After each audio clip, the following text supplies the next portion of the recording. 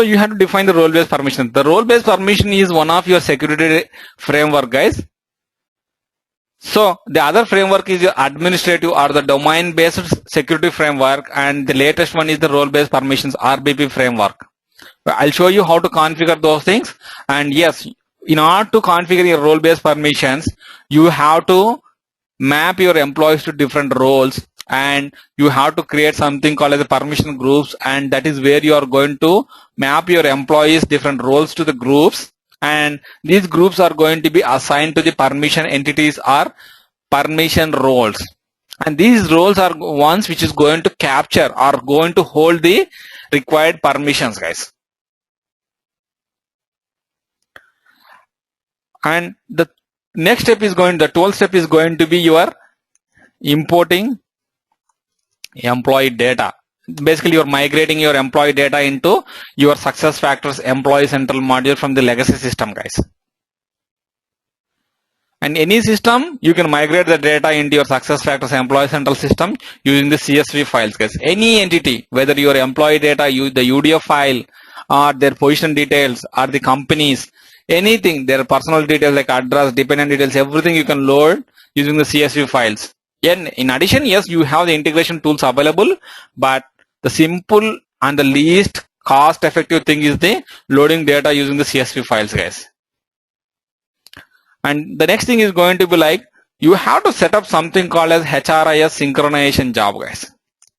This synchronization job is nothing but, you see, Employee Central is the module which came up lately, like around in 2013 is when the Employee Central module came into existence, guys.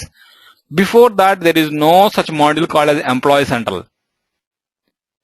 So you, with respect to SuccessFactors, we only have the talent management modules. And when Employee Central module came into existence, how you are going to integrate the data? Yes, your data is going to reside in your Employee Central module. But how the data is going to be shared with all the different modules, which are the legacy modules of your SuccessFactors, is you have to synchronize this data to the corresponding modules, guys. So how you are going to synchronize is SuccessFactors provides excuse me, guys.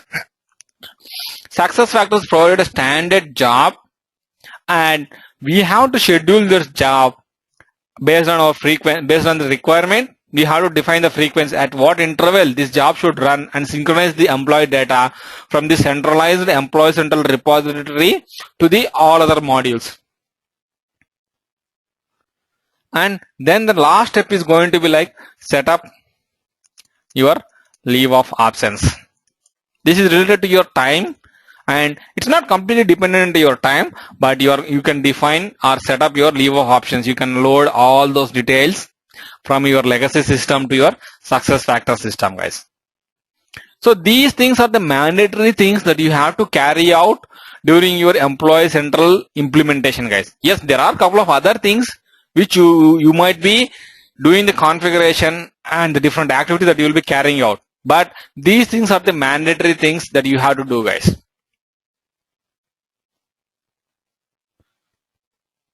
Any questions, guys, so far, whatever we have discussed? Sorry, Raghu. These are 14 mandatory implementation. How many are in the provisioning system and the XML and instant? See, yeah. Okay. Let me tell you about those things.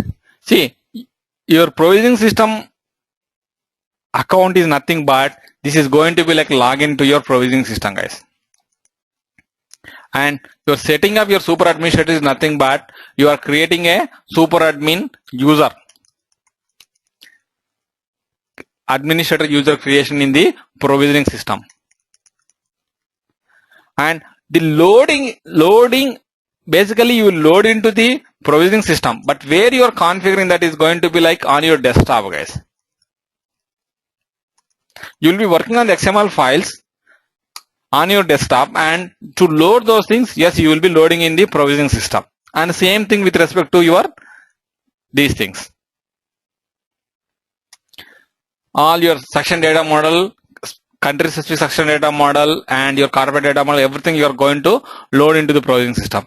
And creating or configuring your foundation objects, again you have to work on the XML data model, and there is a tool called as business configuration UI, guys.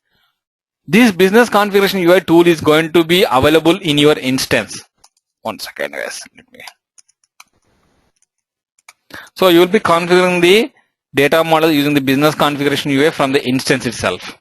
So no need to work on your XML data model to configure the data models, guys. I'll show you both the flavors, how to work on your XML and how to work on using your BC UI. What are the limitations? All those things I'll discuss about that, guys. But you can see you have both the flavors. And your propagation rules, again your propagation rules is going to be like XML. You have to work on the desktop and load into provisioning system.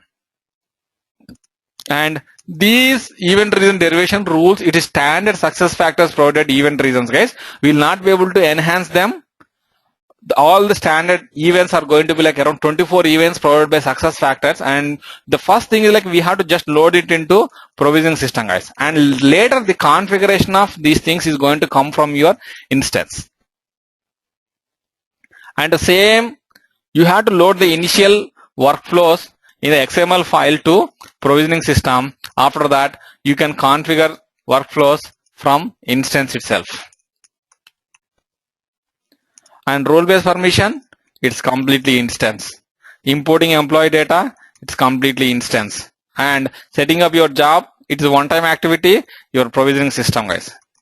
Setting up your time off or leave off options, yes, it's instance.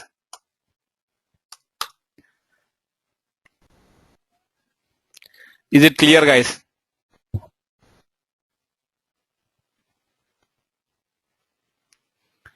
Okay. So we'll start with the very first step, guys. You can see here the very first step, and then I'll show you like each one by one. I'll show you all those things, guys. So with respect to your provisioning system setup, usually you'll get your provisioning system credentials. Once you get your provisioning system credentials, you are going to log into the provisioning system. Let me show you that.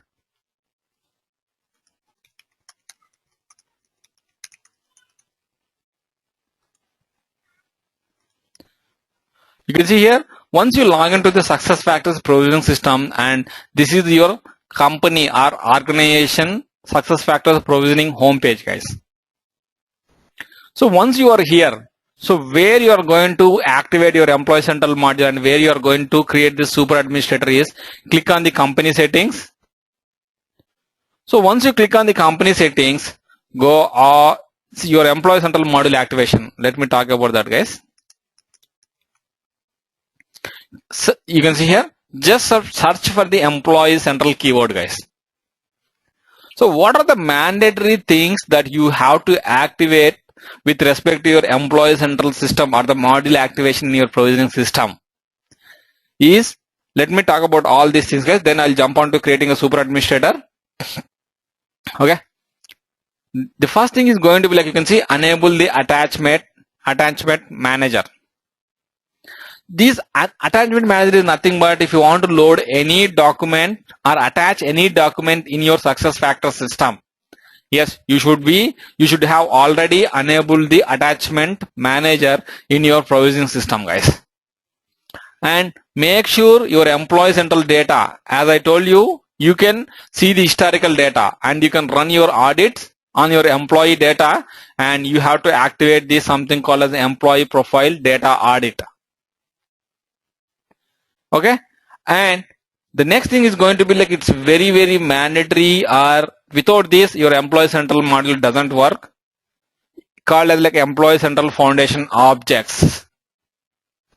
So using this employee central foundation objects, so the moment you activate it, let me show you what are the things that you are going to gain your instance.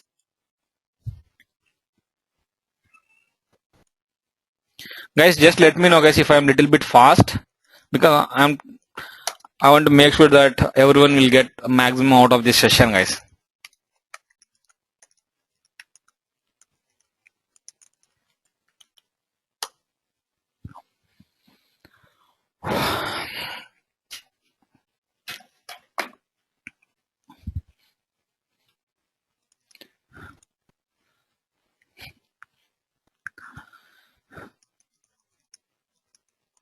Oh, sorry.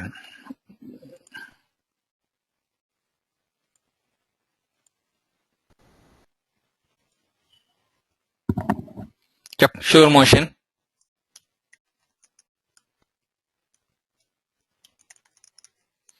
Okay. You see, these are the different entities that comes with your foundation objects, guys. Whether you can see here, your company, business unit, location, geographical zone, your location group, your location, division, department, job classification, job function, your pay group, pay scale, your pay calendar, dynamic roles, workflow, event reason, call center. You can see here, all these things are nothing but they are derived from your foundation objects, guys. So can you imagine a core HR system without your department, division, location, legal, company, and your business unit? No, right? Yes, as these things are coming up from your foundation objects. Yes, you can see these foundation objects. The enable employee central foundation objects is the mandatory switch or the feature that you have to activate in your employee central or in your provisioning system for the employee central module activation, guys. And your effective dated entities, you see here, effective dated entities are coming up just because if you want to use this feature, you have to activate that particular functionality in your provisioning system, guys. And all these things, whatever we are doing, it's a one-time activity. If you just set it up, yes, you can forget it about it, guys. You can forget about that. Usually, like at the time of implementation, when you are starting implementation, you are going to configure things in your provisioning system, guys. After that, you don't even come back to your provisioning system, guys. And your employee central, the latest employee central version is the V2, guys. So make sure you activate the employee central V2 version. And just a minute, let me mute everyone. And this is optional. You can see here you call rules engine. Whether if you want to use your rules engine, which is called as a business rules in your success factors employee central module, yes, you have to activate the rules engine in your backend at the provisioning system, guys. And after that, you see all the mandatory things we have covered. And there is one more thing called as generic objects. 1 second, guys. Yeah, this is one more important thing, guys. Your generic objects. Your generic objects is nothing but this is the platform which comes under the metadata framework, which will help you to create your own custom objects in employee central module, which will help you to create your own screens or the custom screens, and you can assign the workflows to your custom objects, custom screens, or whatnot. We can do a lot of those things using the metadata framework, guys, which is a very important thing. And one of the constituent under your metadata framework is the generic objects. It's the heart of your metadata framework, guys. We'll talk about those things, but I'm just making sure that the important or the mandatory things that you have to activate for sure in your provisioning system, guys.